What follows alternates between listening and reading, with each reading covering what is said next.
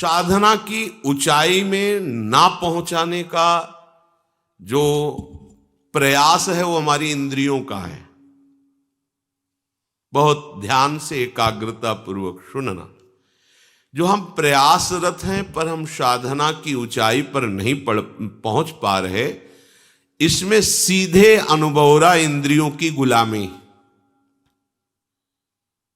धैर्यपूर्वक सावधान होकर श्रवण करें। इंद्रियों की गुलामी, आप अपने को ज्ञानी माने, विद्वान माने, भगत माने, महात्मा माने, वीर माने, कुछ भी, ये गुलामी छूट जाए तो अभी तुम स्वरूप में स्थित हो जाओ। ये जो हमारी 5 ज्ञानेंद्रियां हैं, आंख, कान, नाक, जिह्वा और त्वचा, नेत्रेंद्री, श्रवणेंद्री, घ्राणेंद्री, रसेंद्री और त्वगेंद्री, ये 5 विषयों में, पूरी सृष्टि को इन 5 विषयों में रख दिया गया है। रूप, शब्द, गंध, रस, स्पर्श, ये 5 ज्ञान इंद्रियों के विषय हैं।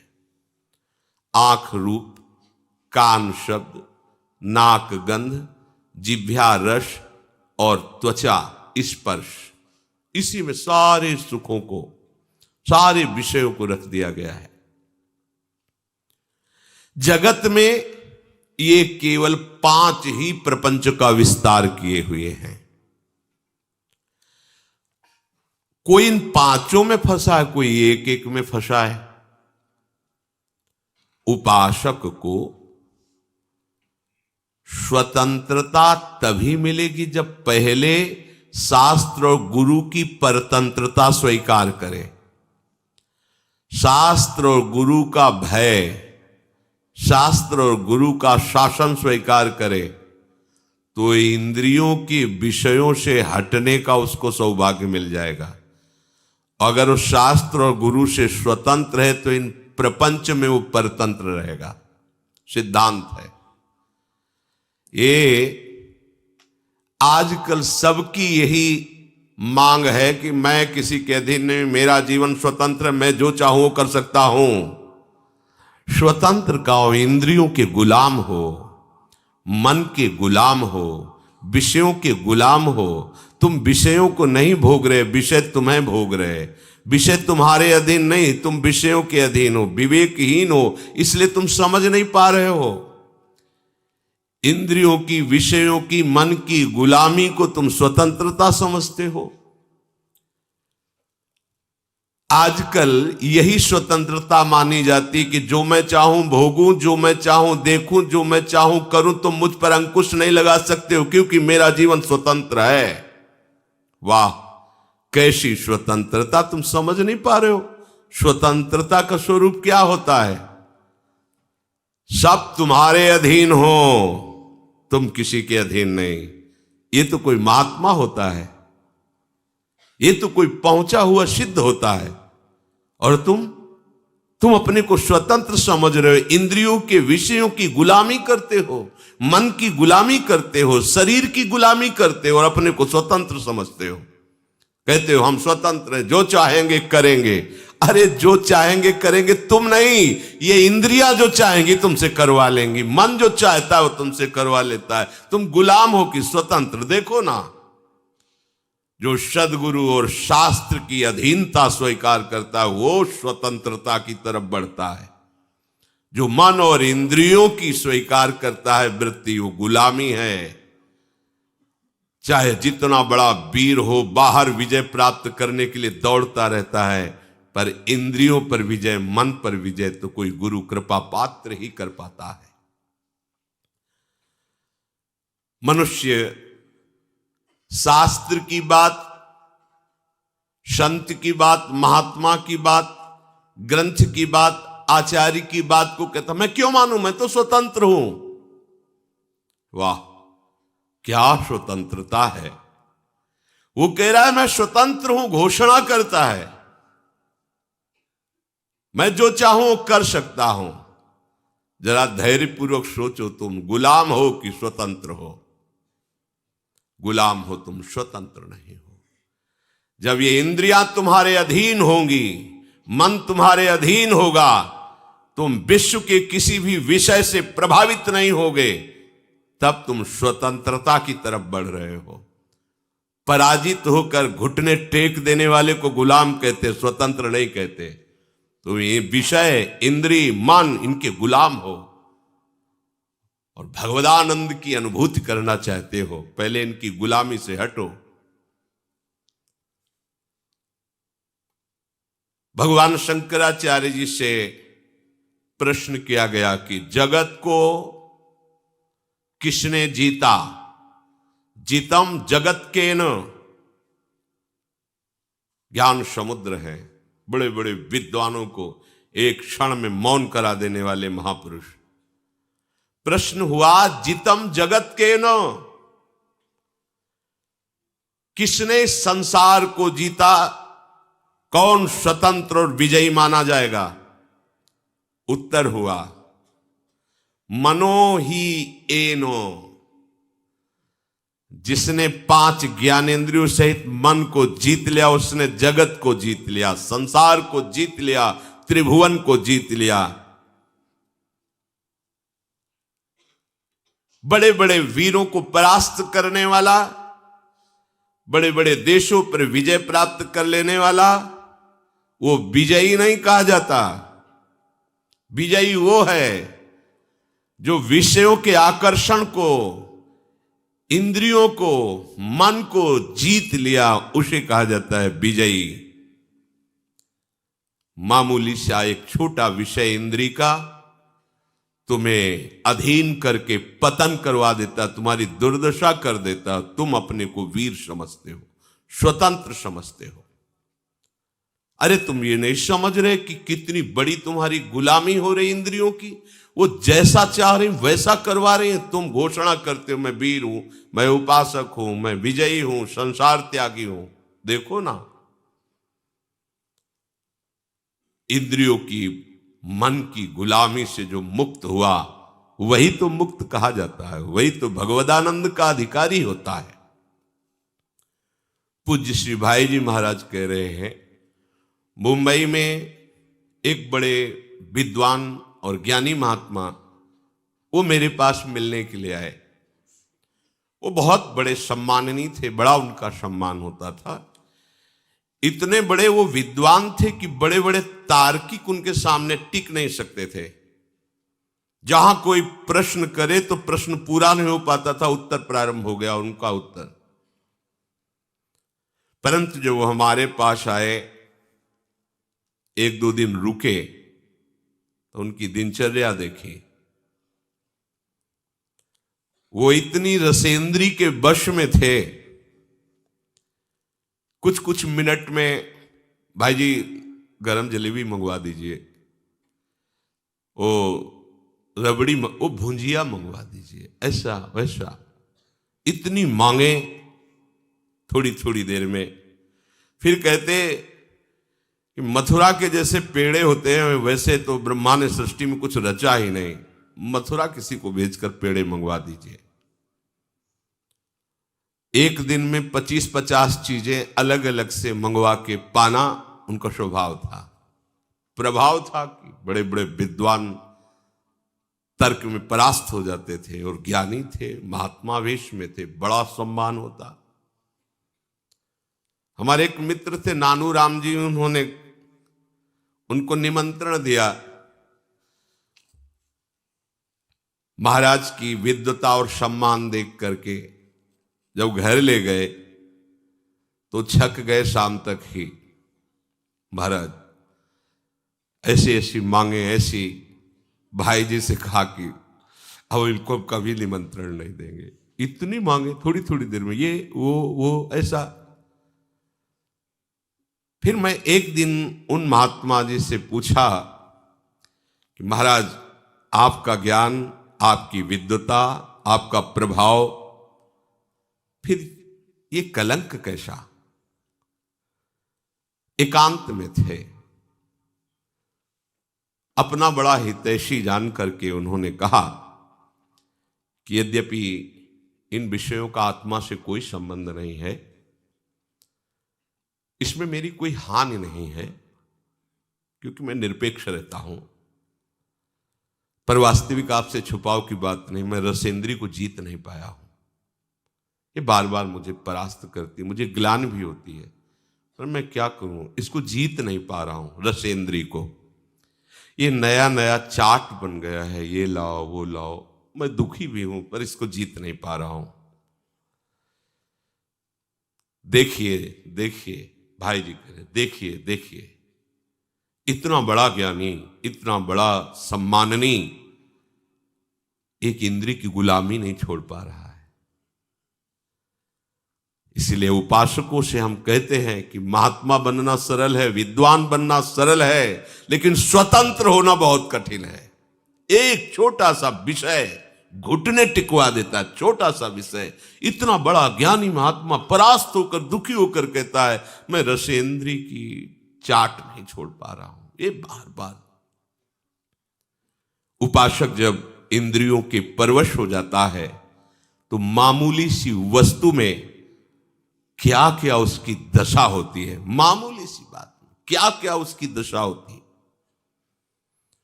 गोस्वामी तुलसीदास जी ने देखा इन इंद्रियों की लोलुपता को। ओह, इन इंद्रियों ने मुझे मजाक बना दिया, हंसी उड़ाई, अपने वश में कर लिया। अब नहीं, अब नहीं, अब मैं प्रभु का हो गया हूं। इंद्रियों, अब तुम हमें अपना गुलाम नहीं बना सकती, अब तुम हमारी हंसी नहीं उड़ा सकती। उन्होंने कहा अब लो नशानी,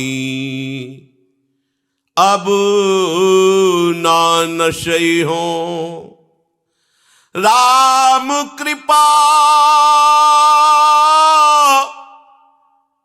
भव निशा सिरानी, जागे फिरी न डसे हो, अब लो नशानी, अब न नसई हो, पर बस जानी हंस्यो इन इंद्रिन। अब तो मैं प्रभु का हो गया हूं, निज बस हुए न हंसई हो, अब लो नशानी, अब ना नसई हो। जब तक प्रभु का बल, प्रभु की महिमा, प्रभु का नाम हमने पूर्ण रूप से स्वीकार नहीं किया था, तब तक इंद्रियों ने हमारी बड़ी हंसी उड़ा दी। मैं जी नहीं सकता था विषय के बिना। आज भगवान की कृपा से मैं जाग गया हूं, अब नहीं सोऊंगा, अब इंद्रियों की गुलामी नहीं करूंगा। जब तक मैं प्रभु को पूर्ण समर्पित नहीं था, तब तक इंद्रियों ने मुझे गुलाम बना लिया। ये प्रतिदिन मुझे नाच नचाती रही, जैसा चाहती रही। संसार हंसता रहा। आज नहीं, अब नहीं। उपासक इस बात को समझे, प्रभु का बल लेकर, प्रभु के आश्रित होकर इंद्रियों की परवशता को मिटा दे। देखो, यही उपासना है।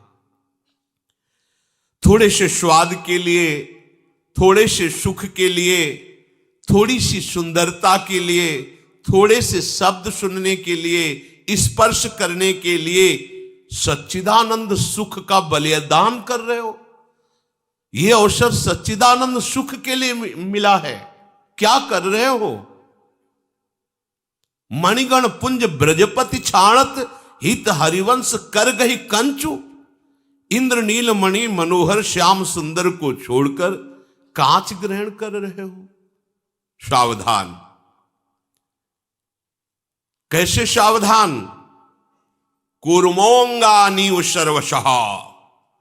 जैसे जरा सा भय आने पर कछुआ अपने अंगों को कवच के अंदर समेट लेता है, ऐसे ही तुम सारी इंद्रियों को प्रभु में समर्पित करो। कछुआ जहां थोड़ी सी खटक हुई, तत्काल उस अपने अंगों को सुरक्षित रखने के लिए कवच के अंदर कर लेता है। इंद्रियों को विषयों से समेट लो, आप सुरक्षित हो जाओगे, आपका भजन सुरक्षित हो जाएगा। परांच खानी, ये इंद्रियों का स्वभाव है, ये बाहरी भागती हैं। ब्रह्मा जी ने रचना की है बहिर्मुख इनकी, ब्रह्मा ने इनका स्वभाव बनाया है बाहरी विषयों पर जाना, और जो इस स्वभाव को रोक दे वही भाव को प्राप्त होता है। भावोत्सवेन भजताम रस काम धेनुम, पर कठिन है इनको रोकना। क्रम है, सीधे इंद्रियों को वश में नहीं कर सकते। यदि मन बुद्धि के वश में हो जाए तो फिर मन इंद्रियों को वश में कर सकता है। बुद्धि तुम्हारे वश में होनी चाहिए, बुद्धि तुम्हारे वश में, बुद्धि के वश में मन, और मन के वश में इंद्रियां, अब सब ठीक हो जाएगा। सरलता से इंद्रियों को रोका जा सकता है यदि ऐसा क्रम हो। इंद्रियों को हमें जहां लगाना है वहीं लगेंगी, पर उसके पहले मन को ठीक करना है। मन को ठीक करने के लिए पहले बुद्धि को ठीक करना है। बुद्धि को ठीक करने के लिए पहले हमें ठीक होना पड़ेगा। हमें स्वयं ठीक होना। मैं प्रभु का हूं, प्रियालाल का हूं, कोई संसारी नहीं हूं। कल जैसे एक प्रश्नकर्ता प्रश्न कर रहा था कि आप बड़े बड़े महात्माओं की बातें बताते हो तो भगवान के स्वरूप हैं, वो भगवान के नित्य जन है, हम कहां? ये घाटे की बात है। हम सब उसी बड़े के हैं। समुद्र की कौन सी लहर महिमा युक्त है और कौन सी छोटी है, बताइए आप? उसी आनंद समुद्र के हम सब अंश हैं, बराबर अंश हैं, बराबर। जो भगवान शंकर की आत्मा है वही तुम्हारी आत्मा है, वही एक चींटी की आत्मा है। आत्मा में कोई परिवर्तन, छोटाई बड़ाई घटाई नहीं है। ये मूढ़ता की बात छोड़ो, ये समझो कि वो बड़े कैसे हुए हैं। बड़े का संपूर्णतः आश्रय ले लिया, सबसे बड़े प्रभु हैं, और उन्होंने प्रभु के नाम का आश्रय ले लिया, रूप का आश्रय ले लिया, जगत का आश्रय छोड़ दिया, तो वो बहुत बड़े हो गए। तुम छोटे क्यों हो रहे हो? क्योंकि तुमने छोटे का आश्रय ले लिया। ये जगत के नाम रूप, जगत के विषय, भोग, अनुकूलता, प्रतिकूलता, ये सब छोटी बात है। इसीलिए तुम इतने हे भाव से युक्त हो गए हो। हम कहां? नहीं, तुम उसी तत्व से स्थित हो, तुम उसी से बने हुए हो, तुम और कोई नहीं हो। पहले स्वीकार करो मैं प्रियालाल का हूं, क्योंकि बुद्धि शुद्ध करने के लिए सबसे पहले यह स्वीकृति आवश्यक है। मैं संसार का नहीं हूं, मैं रिश्ते नातों का नहीं हूं, मैं शरीर का नहीं हूं, मैं प्रियाजू का हूं, प्रियालाल का हूं। ये सब इंद्रियां हमारी बहुत सहायक हो जाएंगी यदि आप इस सूत्र को समझ लें। आप इंद्रिय विजयी हो जाएंगे अगर ये सिद्धांत समझ लीजिए। ध्यान से समझना। देखो, घोड़े रथ में जुते हुए हैं, रथ को खींचकर लक्ष्य पर पहुंचाना घोड़ों का ही काम है। रथ में घोड़े हैं, उनमें बहुत पावर है। ये बहुत अच्छी बात है, क्योंकि मार्ग तय करने के लिए मरे हुए घोड़े नहीं चाहिए, पावरफुल चाहिए। परंतु अच्छे मार्ग पे चलाना और बुरे मार्ग पे चलाना, यह सारथी के अधीन बात है। घोड़ों को उनकी इच्छा पर छोड़ दोगे तो मार्ग से वो भटक जाएंगे। घोड़ों को सही दिशा पे चलाने के लिए लगाम होती है, लगाम के अनुसार, और लगाम होती है सारथी के हाथ में, और रथी का पूरा जीवन सारथी के हाथ में है।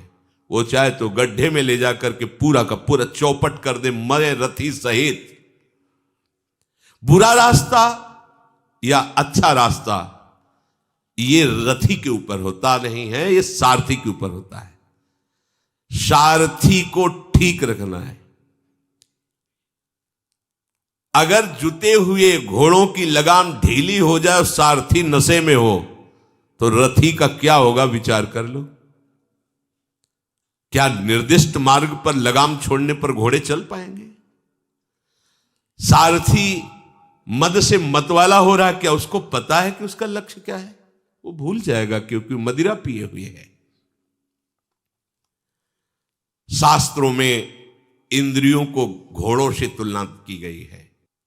बहुत बलवान घोड़े इंद्रियां हैं, उनकी लगाम मन है। मन रूपी लगाम को पकड़े हुए जो सारथी है वो बुद्धि है, और इसमें जो बैठा हुआ रथी है वो जीव है, वो आत्मा है। जो आत्मा है वो रथी है, रथ में बैठा हुआ है। विद्धि शरीर रथ में तू, ये शरीर रथ है, आत्मा रथी है, बुद्धि सारथी है, मन लगाम है, इंद्रियां घोड़े हैं। ये शास्त्र कह रहा है। इसी रथ में बैठकर हमें अपने असली घर पर पहुंचना है, प्रभु के पास। ये रथ मिला है यात्रा तय करने के लिए, प्रभु के धाम में पहुंचना है। इसलिए अपनी आत्महत्या मत करो। आत्महत्या, अगर ड्राइवर नशे में है तो पूरा का पूरा गाड़ी चौपट कर देगा, ऐसी जगह भिड़ा देगा, ऐसी जगह गिरा देगा, बिना लक्ष्य के चला देगा। सबसे पहली दवा करनी है रोगी ड्राइवर की, सारथी की। ये विषय रोग से ग्रसित बुद्धि, जिसने निश्चय किया है कि भोगों में सुख है, नशेबाज ड्राइवर है, और बहुत जोर की मदिरा चढ़ी, उससे तुमने पूरी की पूरी रथ और अपना जीवन समर्पित कर दिया, तो अब नष्ट ही होने के सिवा कोई मार्ग नहीं। विषयी बुद्धि कहां गिराएगी जाके, देख लो कैसी दुर्गति हो जाती है, नष्ट कर देती बुद्धि। क्या बताए, मेरी बुद्धि भ्रष्ट हो गई थी, मैंने ऐसा क्यों किया। आजीवन जेल, मरने के बाद नरक। एक घटना ने पूरे जीवन को बदल दिया। क्या हुआ? सारथी नशे में हो गया, लगाम ढीली कर दी, घोड़ों ने बलवान है, ऐसी जगह डाल दिया जाके पश्चाताप के सिवा हाथ में कुछ नहीं रहता।